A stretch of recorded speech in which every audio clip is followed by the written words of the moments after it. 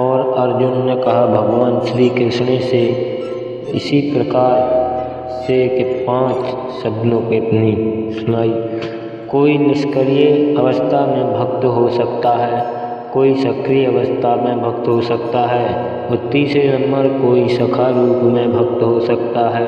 चौथा कोई माता या पिता के रूप में भक्त हो सकता है। 5वां कोई दमयंती प्रेमी के रूप में भक्त हो सकता है। अर्जुन का कृष्ण से संबंध सखा रूप में था। निस्संदेह इस मित्रता, सक्त भाव तथा भौतिक जगत में प्राप्त मित्रता में आकाश पाताल का अंतर है।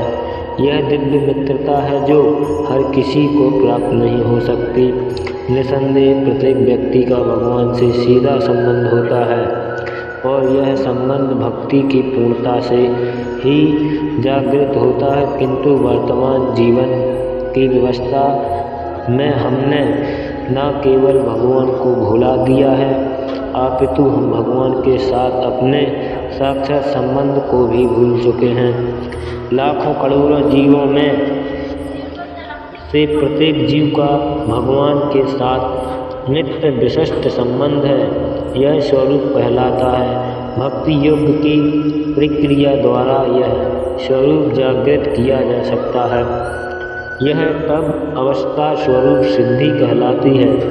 यह स्वरूप की अर्थात स्वाभाविक या मूलभूत स्थिति की पूर्णता कहलाती है। अतएव अर्जुन भक्त था और मैत्रेय में वह भगवान के संपर्क में था। हमें इस बात का विशेष ध्यान देना चाहिए कि अर्जुन ने भगवत गीता को किस तरह ग्रहण किया।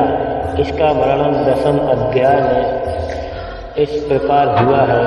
अर्जुन उच्चाव परम ब्रह्मा परम धाम पवित्रम परम भवाम पुरुषम साक्षातम देवमदीविभो आहुष्यत्य मृष्यः सर्वे देववृत्तिदस्तः असीतो देवलो व्यावस्था स्वयं चैत्य भविष्य में सर्वमेतो द्रुतम नैते मत्यम वर्ति केशवा नाहिते ते भक्त व्यक्ति विशु देवाना दानवः।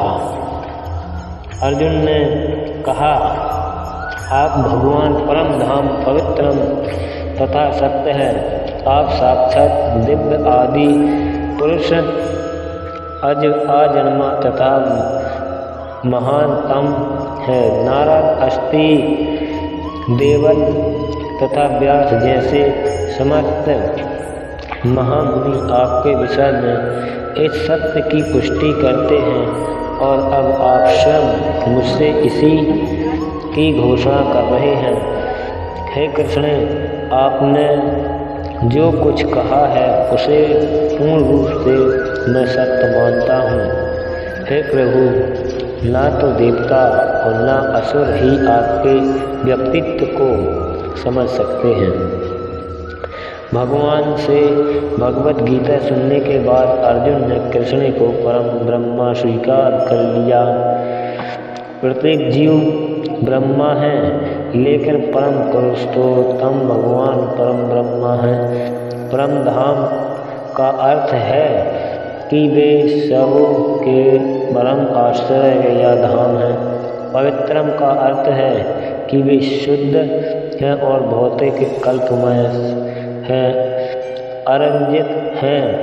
पुरुषम का अर्थ है कि वे परम भोक्ता या साक्षातम अर्थ सनातम, दिव्यम अर्थ दिवाह आदि देवम भगवान अजन्म यानी आजन्मा तथा विभूतम अर्थात महानतम है।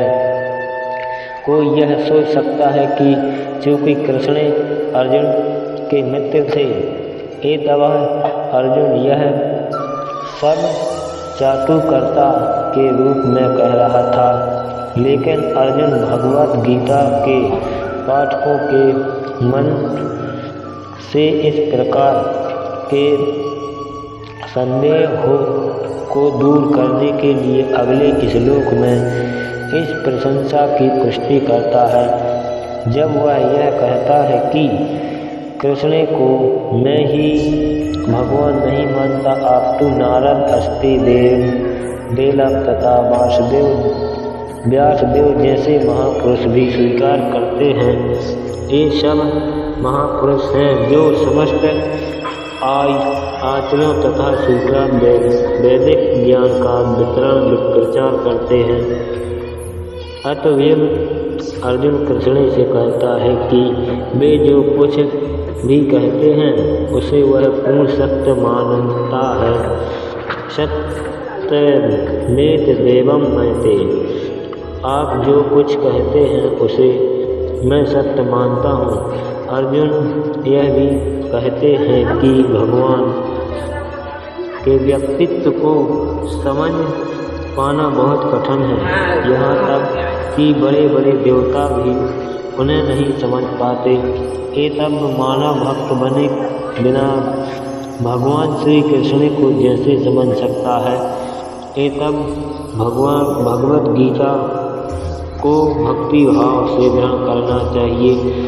किसी को यह नहीं सोचना चाहिए कि वह कृष्ण के तुल्य है, न ही यह सोचना चाहिए कि कृष्ण समान पुरुष है या कि एक महान व्यक्ति है। भगवान श्री कृष्ण साक्षात पुरुषोत्तम भगवान है। अतएव भगवत गीता के कथानुसार या भगवत गीता को समझने का प्रयत्न करने वाले अर्जुन के कथा अनुसार हमें सिद्धांत रूप में कम से कम इतना तो स्वीकार कर लेना चाहिए कि श्री कृष्ण भगवान हैं, और उसी विनीत भाव से हम भगवत गीता को समझ सकते हैं। जब तक कोई भगवत गीता का पाठ विनय भाव से नहीं करता, तब तक उसे समझ पाना अत्यंत कठिन है, क्योंकि यह एक महान रहस्य है। तो भगवत गीता है क्या? भगवत गीता का प्रयोजन मनुष्य को भौतिक संसार से, अज्ञान से उबारना है। प्रत्येक व्यक्ति अनेक प्रकार की कठिनाइयों में फंसा है। जिस प्रकार अर्जुन भी कुरुक्षेत्र में युद्ध करने के लिए कठिनाइयों में था, अर्जुन ने श्री कृष्ण की शरण ग्रहण कर ली। फलस्वरूप इसी प्रकार का प्रवचन हुआ। न केवल अर्जुन वरना हम में से प्रत्येक व्यक्ति इस भौतिक अस्तित्व के कारण चिंताओं से पूर्ण है। हमारा अस्तित्व भी अनिश्चित के परिवेश में है। वस्तुतः हमें अनिश्चित में भयभीत नहीं होना चाहिए। हमारा अस्तित्व सनातन है, लेकिन हम किसी न किसी कारण से असत में डाल दिए गए। असत का अर्थ उसमें है क्या? अस्तित्व नहीं है। कष्ट भोगने वाले अनेक मनुष्य को में केवल कुछ भी ऐसे हैं जो वास्तव में यह जानने की जिज्ञासु हैं कि वे क्या हैं और वे इस विषय स्थिति में क्यों डाल दिए गए हैं। यदि जब तक मनुष्य को अपने कष्टों में विषय में जिज्ञासा होती है, जब तक उसे अनुभूति नहीं होती कि वह कष्ट भोगना नहीं अपितु सारे कष्टों का हल ढूंढता है, तब तक उसे सिद्ध मानव नहीं समझना चाहिए। मानवता तभी शुरू होती है जब मन में इस प्रकार का कोई जिज्ञासा उदित नहीं होती।